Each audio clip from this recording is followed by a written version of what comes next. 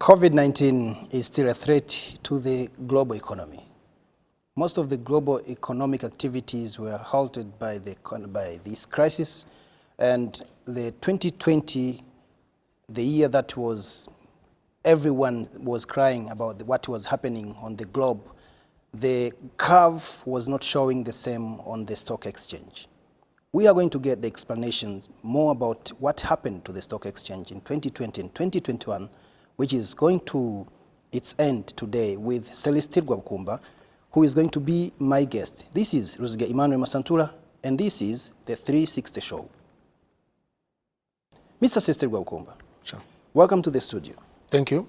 Yes, we are seeing the different move of the indexes along the curve when it comes to what happened in 2020 and 2021 on other sectors of the economy. What happened? How can you explain this, that most of the numbers were increasing on the stock exchange, be it in Rwanda or elsewhere in the world, yet every economic sector was declining? Well, I think maybe what we must say, I could start from what was happening here. I think 2020, it was the year of COVID-19. What has happened here, we've seen all our numbers actually has been one of the best years the market has had so far. So the money raised, for example, has gone beyond 300 billion for the first time in 1 year. That is with government bonds, for example, the debt market. Also on the equity side, we listed 2 companies, and we had also a rights issue in 1 year, in a year like that. So it was a cross-listing from South Africa, the company in the healthcare industry, which is called RF Buffalo. And Simero listed for the first time also. It's also a big company in Rwanda. Like they say, BBCs, now we have our C on the stock exchange. That is banks, breweries, and cement. And normally that's how they follow each other on stock markets everywhere in the world. But for us, those 2 listings took place at the same time. And we had also a rights issue from a bank. That's bank, I&M Bank, which was trying to raise money to comply with central bank requirements. So that is on the product side. So now on the government side, like the debt instruments, they also kept coming on the market. Those actually the total amount raised through the capital markets actually was around 319 billion Rwanda francs. That was the first time something like that happens like that. The same went on for the secondary market trading. The volumes were quite good. And the other metrics also, we launched a few products or other projects on the market, which are now showing us some positive results. We hope to have more products coming out of that. So the same spillover effects came into the 2021, although I wouldn't say it's the same exactly as 2020. Because 2021 things started, we had a few lockdowns, and also the borrowing and the market usage, and the people who have savings, normally some of the savings start dwindling a bit. So that would explain the slight difference between last year and today, although even today the year is still performing quite well. So we've had our first SME listing on a corporate bond for the first time. So the activities continued. So now in periods like this in general, what happens? Of course, I will not go without saying that the indices went down slightly on the equities markets, because periods like this, people are very reluctant to buy or trade in shares as much. But volumes, actually, what they mean sometimes in trading, it doesn't necessarily mean a good thing for everyone, because some people are selling, losing because they need money. But most of the time, when there are periods like this of hardships, everyone is trying to restructure their businesses. So if you want to restructure your business, it starts from the financials. So people are restructuring their debts, or the banks are refinancing some of the projects. So we kept seeing that happening in our economy, and the economy kept remaining a bit resilient because of the general management also, I think, of the COVID situation in Rwanda. The management has helped a great deal in what was happening in the general economy, but also some of the spillovers went into the market, and the subscription subscription levels we kept seeing in the past 2 years for all those instruments that came to the market, especially particularly the debt instruments, people are running to safety. You understand? So when you have debt instruments and those debt instruments are coming from government, people trust it. And now the public awareness is there. People are starting really to join the capital markets, buying especially mostly the debt instruments. Those are the government bonds or any other bonds that would come there. So I think that would explain what has happened in the market.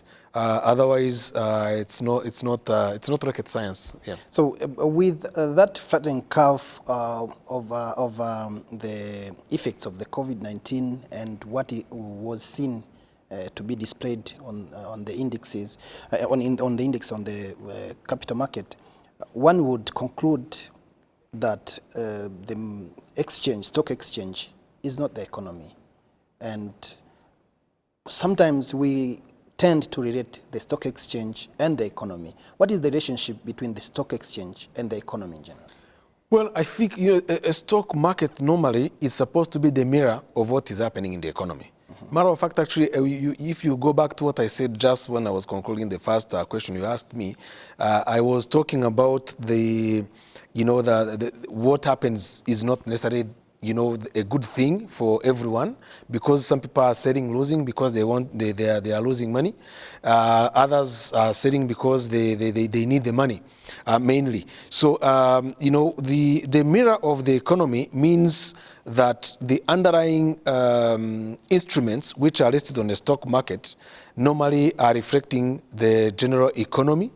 In our particular economy, we have the banks, we have the brewery, the main brewery. So the biggest taxpayers in Rwanda, you see, and the biggest profit-making companies are already listed on our market. So if you are talking about the telecom company, that is MTN, you are talking about the Brarirwa, you are talking about all the big banks, they are there. So basically, actually, I could say it's a reflection. Actually, matter of fact, it's the opposite of what you are saying. It's already showing us some kind of reflection of what is happening in the economy. If you look at the numbers of all the banks, they have made money. You understand? So, and our economy is comprised of big companies, which are dominating most of the volumes and profitability in the economy. Although most businesses are small and medium enterprises. So that's why maybe you can find a mix or a conflicting view of what is happening in the stock market and what is happening on the ground. But in general, if I look at the trends, it's the pricing and the volumes which are trading. So, but another indicator is how much money is being raised through the market. If you could really go back again, you would see or realize that in the market, what was raised last year, for example, in the capital markets, whether it's from government raising money using the government bonds, and the equities that have come to the market, you would realize that there was also other funding mechanisms to the economy coming from outside, the donor community, maybe the IMF giving relief to the payment of some of the debts coming to the government to fight COVID, to try to manage the COVID situation. All that has come in a period of hardship, of course, but if you look at all this funding relief that has come in, and all the other side of the coin, which was raised in the market, you will find it's almost the same, or actually the market has even raised more than what was raised from those other sources. So the domestic market actually has shown some resilience of some sort. Yeah. With the resilience, yes, but I think the stock exchange, with the reasons that were there to set it, is to help the economy, to help the government, to help the corporate to get the capital. But today, the economies in general, globally, have been affected by the COVID-19. So what are you doing as the Rwanda Stock Exchange today to make sure that you contribute to the recovery of the economy? Well, the first thing is we are doing more and more public awareness. Actually, matter of fact, you've been seeing some of the actions we are taking to start, to keep preaching the gospel of savings through the markets. We are trying to increase more awareness about collective investment schemes, for example. We have now included the SME side, that's the supply side of the market. We have now introduced something we call the Capital Market Investment Clinic, which is this project that we have been working on for this year, last year actually, and throughout this year, which is trying to help or handhold the SMEs and other corporates that wish to do that, so to try to raise money through the market. But what we are doing, we are trying to support them by hand-holding them to get them to be investor ready. So that's one. So that's the awareness, but also we are onboarding more and more SMEs to come into the market. But we're also trying to automate the market so that we democratize the process of accessing the markets by also having some of the people access the market using their mobile phones. So there are a few projects we are working and running through so that we are able to help our general public to access the market, whether it's on the supply side or the demand side. Yes, so Rwanda is trying to establish itself as an ICT-based economy, and today we are seeing the resilience of your market during the COVID-19. I don't know if it's based on how you leveraged on the technology, but I just want to know how you are trying to cope up with the world today that is basing rightly on the technology. Well, I mean, we are trying to benchmark with everyone. As I'm talking to you today, this morning, we were trying to link to the other markets using our capital market infrastructure for the region. So we are automating our market, and we are also looking into introducing, digital technology. Using the telecommunication companies to be able, for the people to be able to access the market. So that is the automation process, but also digitalization of everything in process and direct market access is something that will be accessed by next year. However, the full automation of the trading, actually we are planning to test actually the first transaction across borders next week. So we've been working very hard, and the official launch is going to be before end of this year of our trading platforms. But thereafter, we will also be introducing the mobile technology for people to be able to use those applications and to access the market. So I think we have our average on what other people have done, and we are trying to benchmark with the rest of the world. But of course, we're using the best standards internationally. Mr. Celeste, sometimes we think of capital market or stock exchange as a business for rich people. I think in Rwanda, you are doing a lot of campaign to make sure that you get the corporate governance, transparency, and everything on the supply side. But on the demand side, we just want to know how you are trying to make sure that at least the population understand what you are doing day to day, so because they are the client of that market. Yes. Well, what we are doing is more and more public awareness using all platforms possible. The first one is TV. I'm talking to you right now. The second one is radio, talk shows, road shows, social media, and many, many more, and one-on-one interactions with the general public. But we have gone through, we have done the university challenge, for example, for the schools, where we get students to compete, to get to know more about capital markets and awareness and savings. But also we are working with different partners from the government side, the central bank, and the other institutions, even some development partners. We are working with them so that we give more skills to the general public, but also the professionals who are conveying the message. So we can't do it alone. But we also are trying to leverage on the general grassroots movements across the whole country. Working with the local government institutions, the private sector federation, where they are. If you recall, when we were starting the market, I think in 2008, the capital market launch, we went across the whole country. Physically, every single Murenje, we went there. But we are intending to do the same again. But now, luckily, this era, this time, I think we are using more technology. We can leverage also, we are going to be also leveraging on technology, events which are online, where you don't even have to come necessarily to the exchange or to a hotel room to talk to people. So we are trying to do all that and using technology also to make sure that we access the general public. But most importantly, I think you know, the people have to have something to save. So that means, you know, the general public must work. You know, if there is work, you must do it, and you must do it excellently. And you get to be told, and you listen carefully that saving is good for you.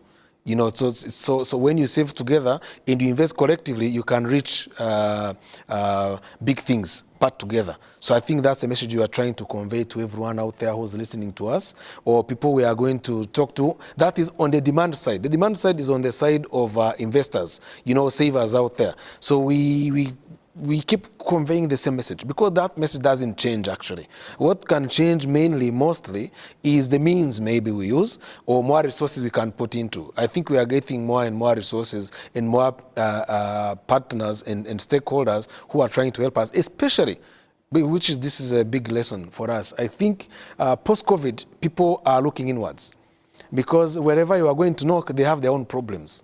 So we cannot be waiting for the people from outside. We have to rely on our own internal resources, and then we pull them together. And as we know, the capital markets, you know, they manage actually resources better most of the time. So you are taking the resources to the most productive sectors of the economy. You reward them. You know, that's what the financial markets do for you. But on the other side, if the productive sectors, actually no, those sectors which are not performing well, they get punished when it happens like that. So I think those are some of the messages we try to take out there. But now we are going to intensify that public awareness and skills development with our intermediaries and all the people who are dealing with the general public. So this program has two parts. One was on the macro side, and another one, the viewers, our audience, would like to know the incarnation of the stock business, stock exchange market. And before we come to the explanations on the history of Rwanda Stock Exchange and how it has been working and all the infrastructures that have already been put there, I think we have to start with a short video which is going to explain where did it start. While today we're having a stock exchange on the global area, but we have to know where it started from, and this is the incarnation of it. In the 1600s, the Dutch East India Company employed hundreds of ships to trade gold, porcelain, spices, and silks around the globe. But running this massive operation wasn't cheap. In order to fund their expensive voyages, the company turned to private citizens, individuals who could invest money to support the trip in exchange for a share of the ship's profit. This practice allowed the company to afford even grander voyages, increasing profits for both themselves and their savvy investors. Selling these shares in the coffee houses and shipping ports across the continent, the Dutch East India Company unknowingly invented the world's first stock market. Since then, companies have been collecting funds from willing investors to support all kinds of businesses. And today the stock market has schools, careers, and even whole television channels dedicated to understanding it. But the modern stock market is significantly more complicated than its original incarnation.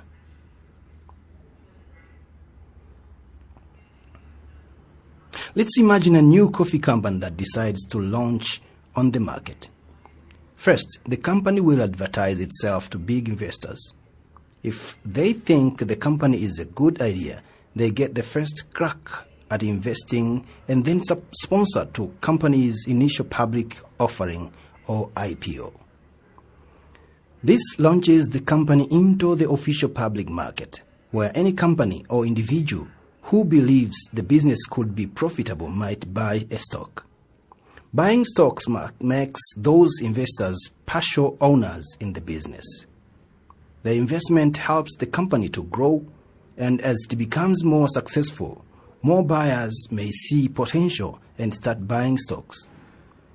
As demand for those stocks increases, so does their price, increasing the cost for prospective buyers and raising the value of the company's stocks people already own. For the company, this increased interest helps fund new initiatives and also boosts its overall market value by showing how many people are willing to invest in their idea. However, if for some reason a company starts to seem less profitable, the reverse can also happen. If investors think their stock value is going to decline, they will sell their stocks with the hopes of making a profit before the company loses more value. As stocks are sold and demand for the stock goes down, the stock prices falls, and with it, the company's market value. This can leave investors with big losses unless the company starts to look profitable again. This seesaw of supply and demand is influenced by many factors.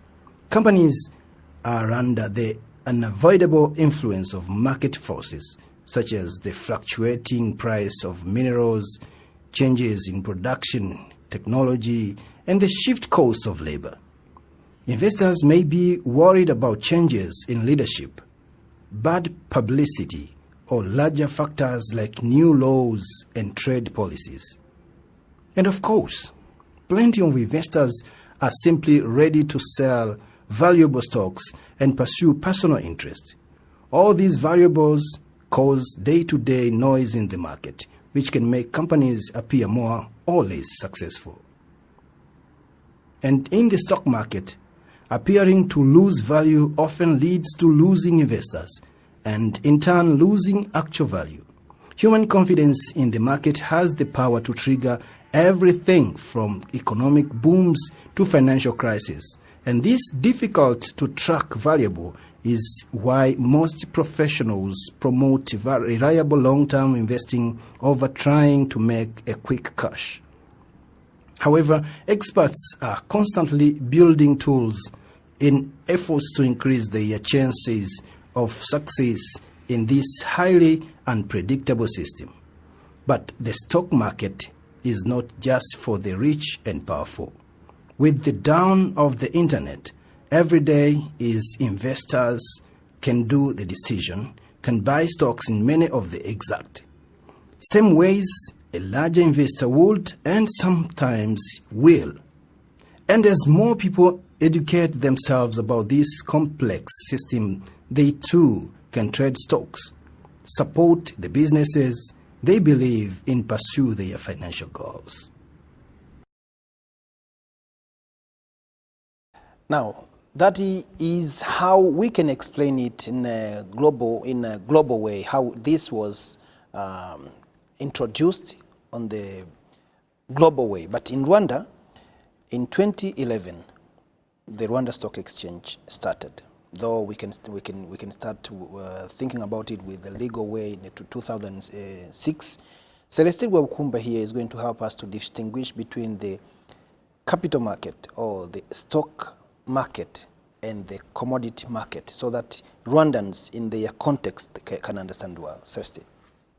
Okay, thank you. I think operationally we could say that within the capital market industry, also commodities markets can emerge, because in a commodities market, when you see on a New York Stock Exchange or London or Metals Exchange and everywhere in the world, you see things they call futures. You see that in the markets, they are basing their pricing on a future pricing of commodities, the underlying commodities, but those are derivative products. But that's a complicated language maybe for most of our viewers probably. But in a nutshell, the capital market in Rwanda is comprised of the whole industry. You have the Capital Market Authority, which is the regulator. regulating the entire industry. It regulates the commodities exchange also under its docket and other services provided by service providers within this industry. But it also regulates the stock exchange. So Rwanda Stock Exchange itself, maybe what I would say, is the front end in the business of the capital market, basically, where shares and bonds and other products are being traded by different intermediaries. We are talking about stock brokers and other advisors who advise companies to come to the market. So in the stock market or the stock exchange, what we do normally is to list companies, Bralirwa, Bank of Kigali, Simerwa, or government bonds or corporate bonds which come our way from different institutions which want to raise money and have their securities traded on the stock market, right? So when you are talking about the stock market, you are talking the stock. You know, it's a term which can mean either bonds or shares. People are buying or selling with each other, but those shares or bonds belong to companies or governments or other institutions, right? So that's what the stock market does. So raising funding for the economy and trading for, people are making money when they are trading the shares they bought before and the prices go up and so on and so forth. That's what you see most of the time, where you see those stock brokers coming into the market and they are trading all the time, you know, on behalf of their investors. Yeah. So they are the ones who are representing the investing community. So now on the other side, we have commodities markets. The commodities exchange actually is also another trading platform, but you know, unlike the stock market or the stock exchange, which trades securities as the shares and bonds and the other instruments that may come, in the commodities market, what is traded there is the commodities. You know, normal food. You can have commodities exchanges trading, like the one we have in Rwanda, EAX, that's East Africa Commodities Exchange. It's trading generally in consumables. You know, the farm produce. They are doing maize. In future, they could be doing also things like soybeans.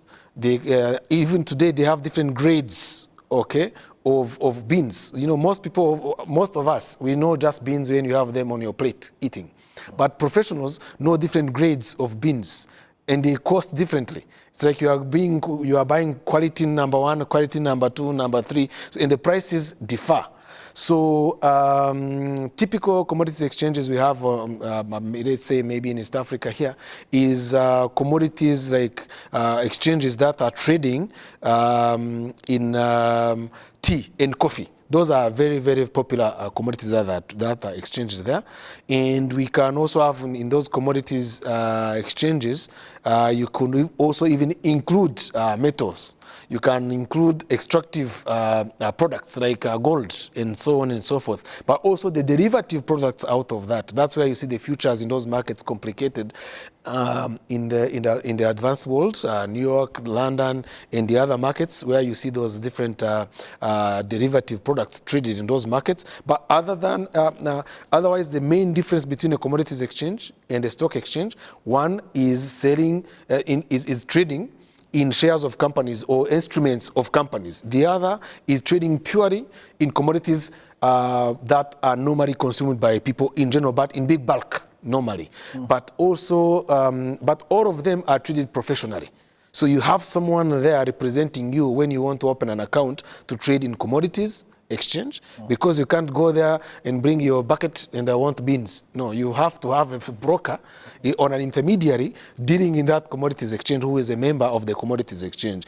By the same token, in the stock exchange, you need to also pass by a professional institution as a stockbroker or a bank of your choice, which is licensed to do that job, particularly to make sure that they accompany you as you are going to buy those investment products, because there's a bunch of things you have to fill.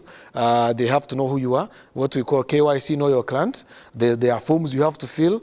and there's procedures we have to follow to avoid issues of money laundering, for example. That's something we are very careful about.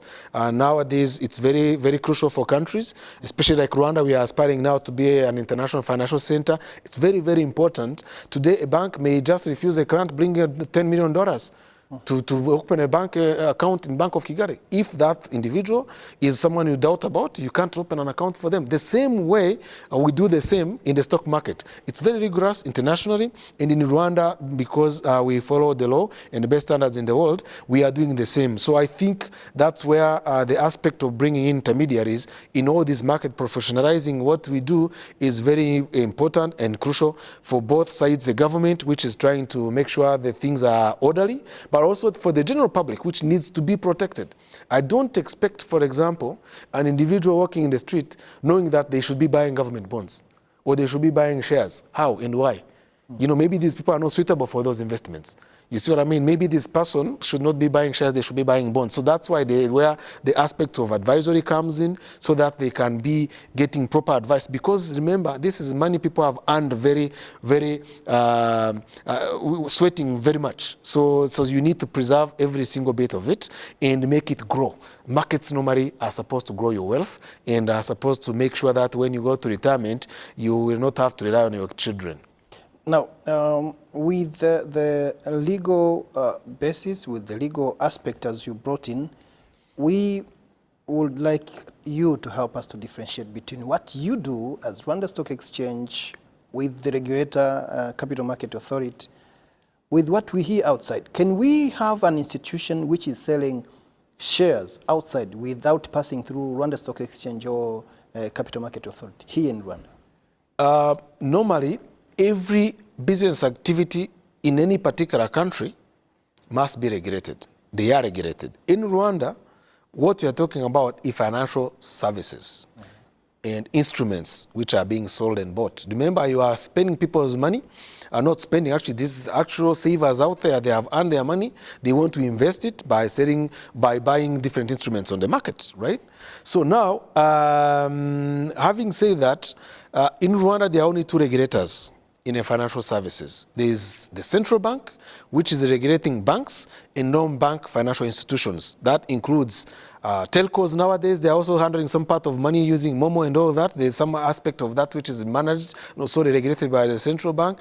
We have the, what do you call it, the insurance, contractual savings, which is the insurance and the pension. All those are regulated by the central bank. The only financial services activities which are not regulated by a central bank is the capital market activities. That includes stockbrokers, including the stock exchange. As a stock exchange, actually, a stock market typically actually best standards in practice in the world, they are also regulators in a way. Stock markets, stock exchanges, normally they are self-regulated organizations. That means we create our own rules, but those are business rules, not in the Gazette of Government, you know, which is Gazette in the official Gazette. Those are business rules, but which have to also, at the end of the day, have to be given green light by the regulator, which is the Capital Market Authority here in Rwanda. So in other countries, many words, I mean, the jargon they like to use, they use the term Securities Exchange Commissions. That's what you have in America, in countries like Ghana and other countries, they call them SEC, Securities Exchange Commissions. But in some other markets, especially in East Africa, we call them capital market authorities. So those are the apex organization standing in for the general public, standing in for the government to make sure that the markets are orderly and transparent. And if you want to give a license, a stock exchange can't give a license because it's not a government institution. You know, it's not put in place by law. It's an institution which is put in place by its own constitution arrangements. You know, the company has to register, but of course what we do is of public utility. So much as we say it's private institution or something by way of constitution, but what the stock exchange does is public utility. So it must follow certain rules and the regulations, and they are vetted by the regulator, the main regulator of the market. So the regulator is the one that sets the standards of everything, and it's the one which takes care primarily of the orderliness of markets and protection of investors. Of course, at the the stock exchange level, we also do the same because we are trying to safeguard the integrity of that market. If there is any single fraud, for example, on the stock market and it gets known by the public, because you know what we sell is information most of the time, or people who need it to use it to buy shares or bonds or to issue their own instruments in the market to raise funding. So the integrity and protection of all sides is very important. It starts at the exchange level, but when it gets to the regulator, now it's government. Government issues licenses, government issues directives, which are official and gazetted in official gazette of the country.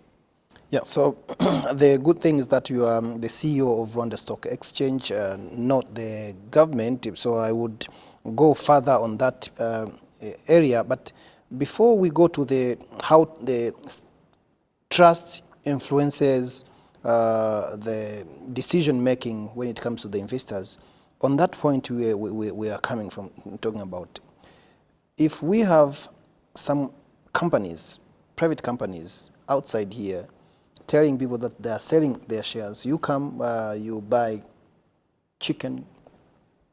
We keep them for you. You have shares of this company, or maybe you come, you buy shares of this company. We are running another business outside, maybe or inside, but here in this territory, would you say it's not allowed if it's not passing through the BNR and the capital market? Well, I think selling shares, those are public securities.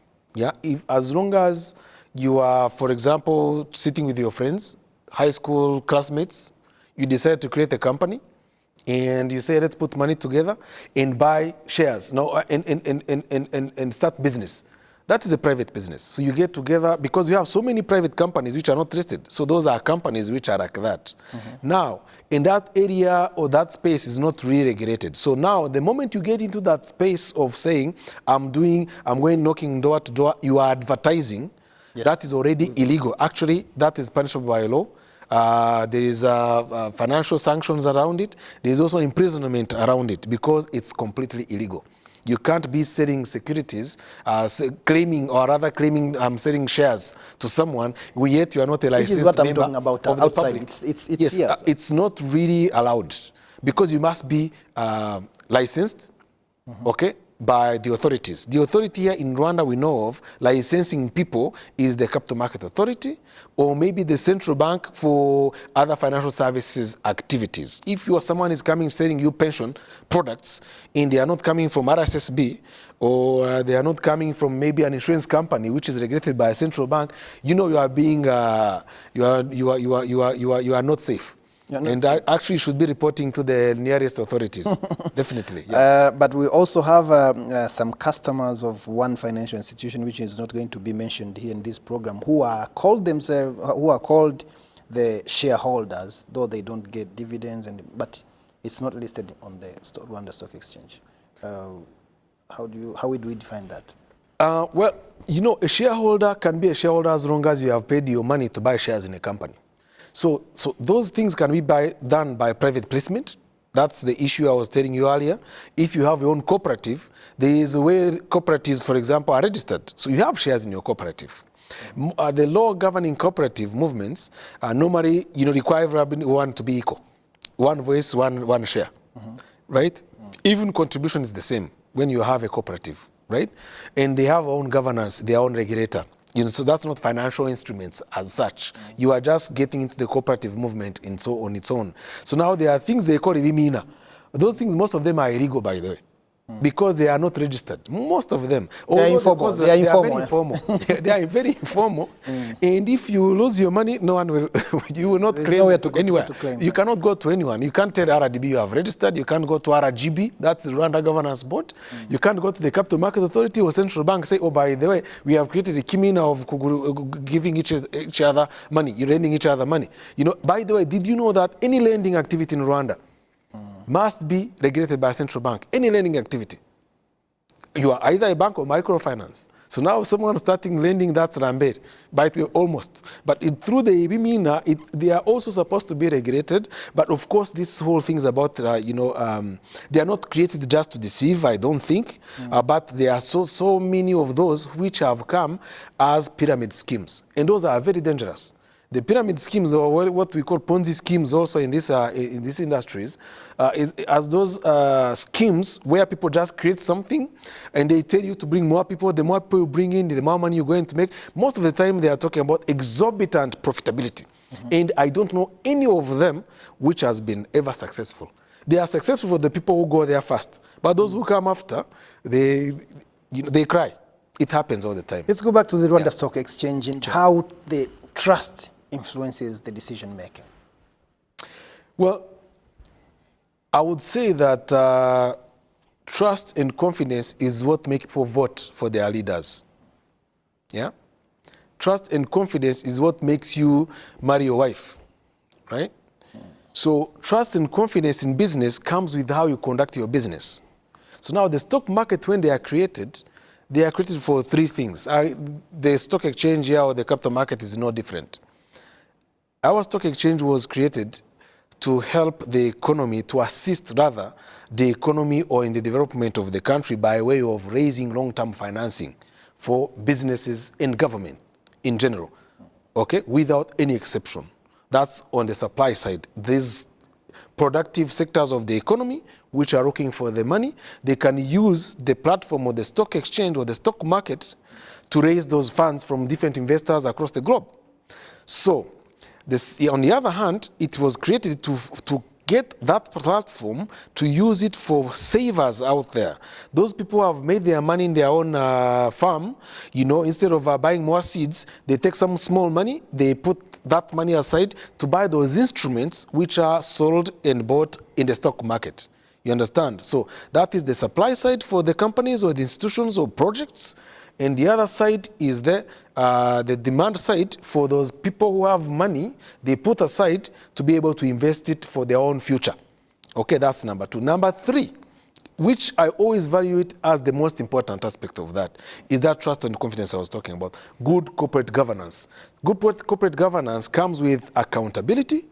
It comes with good corporate governance and transparency.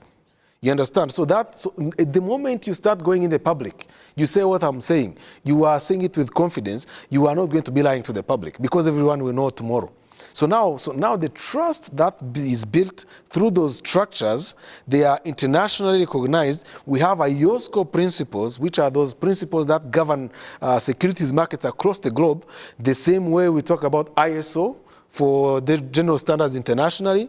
When you talk about international financial standards, IFRS will follow in the stock market. The same way you see a balance sheet of Bank of Kigali in Rwanda, it's the same way you are going to read it in Singapore, because that's how they are supposed to be done. So the stock markets follow those rules, and that's what brings the confidence and the transparency that comes with it, and the dissemination of that information to the public makes it very transparent and clear to everyone who wants to access it, to say, you know what, this thing is good. But if I come to you and I'm Rabukumba and I say I have my tomato company, would you buy shares in that company? Do you know me? You don't. I don't know you. But if I say I have my license, I've gotten a prospectus approved fully by the Capital Market Authority. If I'm in a banking sector, I want to create a brand new bank, no one knows it, but Central Bank has said, I've given you a license. Capital Market Authority has given you the approval to raise money from the public. You remember there is the word public, means it's transparent, it's out there. Everyone is seeing it, everyone is looking at it, and there is standards of checks and balances, and there's reporting mechanisms for good and bad. So if you are in the stock market, those companies, they must report everything, what they're using the money for, how they are profitable, their projections, and how they are doing. Even if you have a bad lawsuit against you and you get charged 5 billion, you are now sitting within 24 hours. We must have a board resolution at the stock exchange, and we disseminate it immediately to the general public. So that no one, even insiders, cannot get that information and use it for themselves before the general public gets to know. So that's why we require people to use those structures in those procedures so that that confidence created remains. And there is a word we like to use in our business, in our industry. My word is my bond. Meaning that what I'm telling you is already a contract. We don't even have to sign that contract like that. If I say, Masantura, a stockbroker from Nairobi tells you, can I buy you shares, 1,000 shares? Yes, I said, yeah, go ahead and buy. Do you have them? Will you agree on the phone? And you can transact immediately. That transaction is already final. So it goes to settlement without having any other intervention. Luckily nowadays, we don't carry certificates in a bus anymore. Now everything is electronic. So it's on a click of a mouse, the transaction has taken place, money goes into someone's account, and the shares go into your name. So that kind of structure, that's what builds the entire confidence, and it influences investors to come into that structure. Otherwise, if you are going by your word alone as a business person, or even by the way, as a government, there are some governments which have failed, on their obligations. If a government is not serious, people will not buy their bonds. You have seen governments going to the international markets to do what we call Euro bonds. If you're not credible enough, no one will buy your bonds.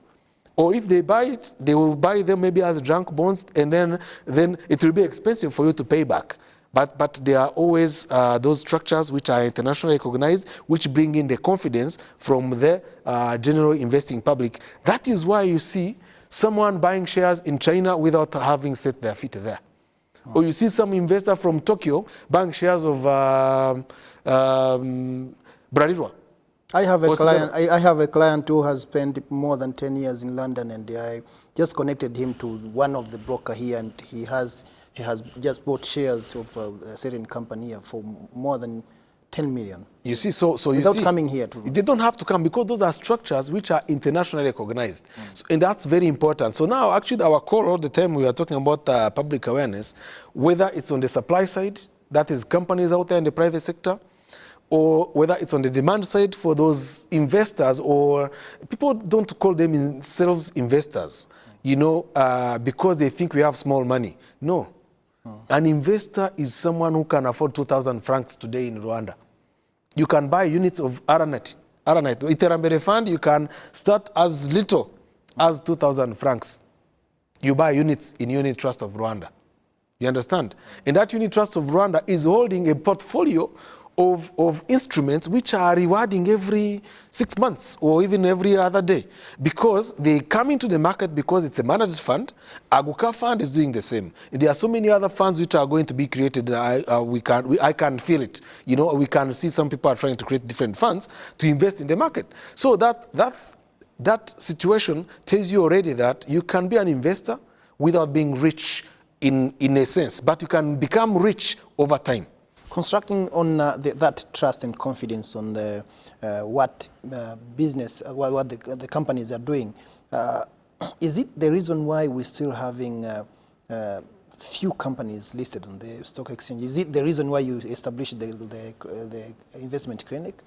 Well, I think the markets, when you are still at 10 years almost, our market, we are talking about roughly 10 years this year. We are concluding 10 years of operations as a stock exchange, for example, officially.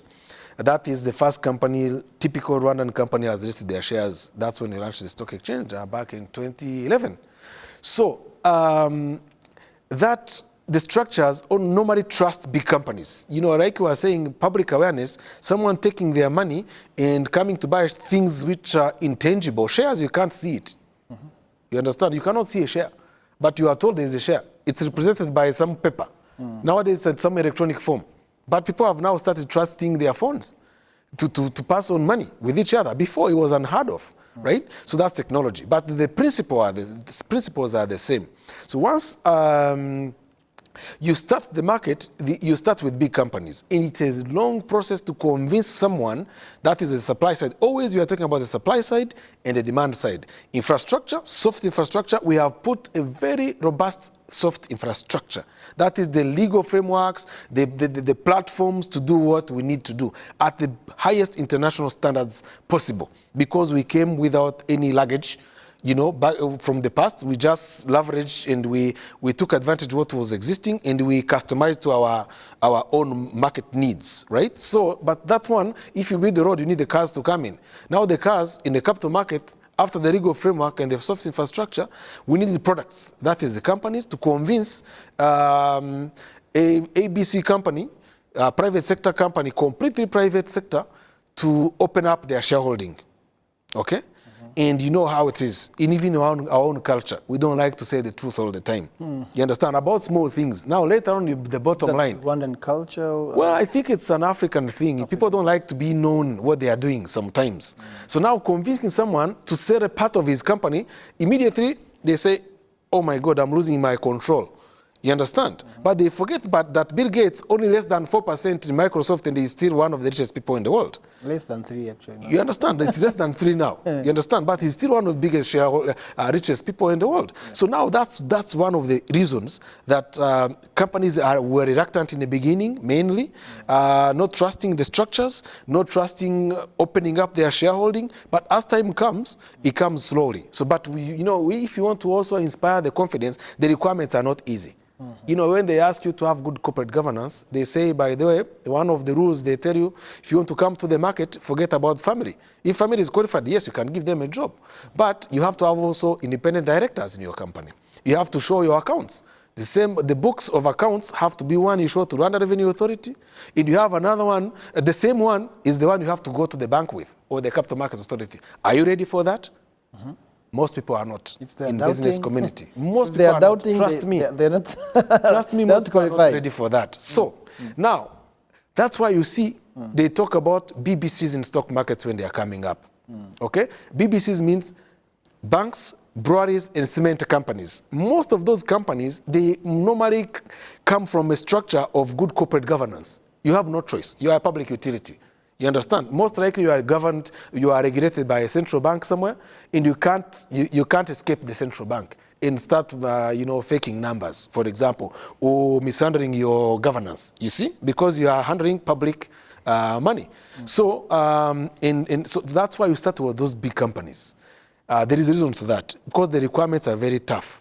Then you also have the bonds or debt instruments from governments or some other corporates which are big enough. But then as you graduate, you slowly, you have also to onboard smaller companies, or not necessarily smaller, other private sector companies and small medium enterprises. I mean, it makes sense if we are running a market in a country like Rwanda, which is comprised of 90% plus of SMEs. They are the biggest employers. They are the biggest, actually they are the ones who have more growth than even the bigger companies, although the size is small, but the requirements are still the same. Good corporate governance, accountability, all right?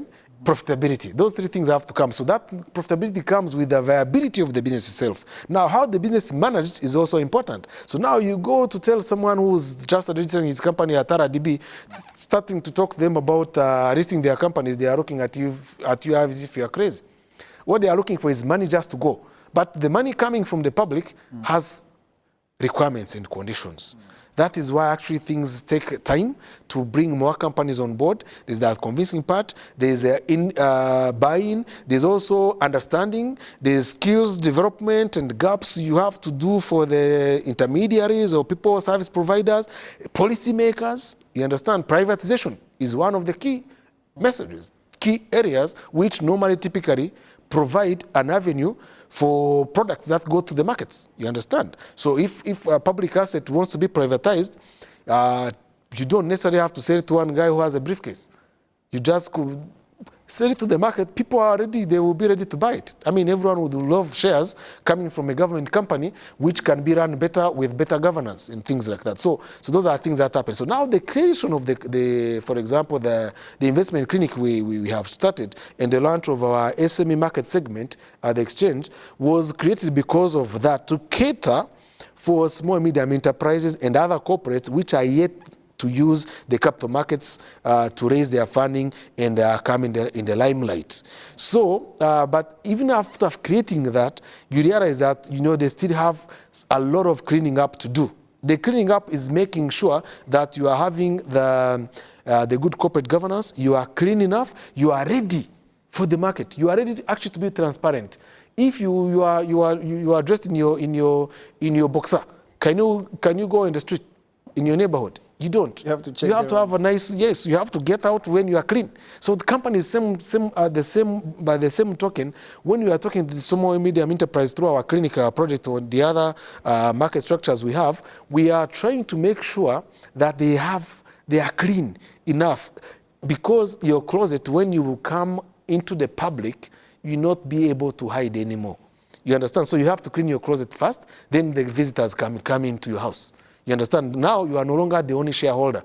But by them coming in, they are not coming to swallow you. Actually, they are coming because they are trusting you so that you can develop together. That's a key message for the supply side, for businesses that want to raise money, which is not an easy thing to do normally. We don't have more minutes to run this show, but I cannot go without asking you two questions. One is about the antagonistic interest, or maybe conflicts of interest between the investors who are fearful and greedy to get the profit, and the brokers who are there to facilitate, but they are also in need of that profit as well. So how does someone, I think you're going to be brief in this, how does someone trust the broker that he's going really to help him to do the right decision? The same way you trust your doctor, your banker, or your lawyer, it should be the same way you trust your own financial intermediary, because their job, what they do for a living, for them is to give professional advice on investments. Of course, they are motivated by making money. So if they give you good advice, you refer them to someone else. You will give them more money, for example. So that's one typical example. But the other trust that should be coming to them is that these people are not just what we call a commissionaire in Rwanda. You know, the commissionaire in town. You know, those guys who do that. There are some who are bad. There are those others who are not good. There are those who are good. But the professional intermediaries, the stockbrokers in the stock market normally, okay, they are regulated. That's number one. So every single movement they do in their accounts or their advice they give to investors. By the way, do you know, as a stock exchange, we don't license them, but we give them membership. Capital market gives them license as government. The stock exchange gives them membership so that they are able to practice. So practicing, you are bound by the law and the regulations. We do inspections, on-site and off-site, and then the KYC I was talking about earlier, for example, on behalf of investors. That is where you get to know your investor, their appetite, their age, all the things that influence the type of advice you give to them. If you advise them wrongfully on an instrument, or if you try to give them some bad advice, or you are mishandling their money, they can complain always. We have channels of communication and all that. Mr. Sese Rwagumba, thank you very much for your time, and we also thank you for following and viewing this show, because without you, we don't have the Rwanda television, because we wouldn't be there. So we are pleased that you were there watching this show, and we pray hard so that you get more interest in the capital market business, so that tomorrow you become the client, you become the investor, because Rwagumba said everyone can be an investor so long as you can afford 2,000 Rwandan francs. This was the 360 show, and this is Ruzigemanu Masantra for Rwanda Television.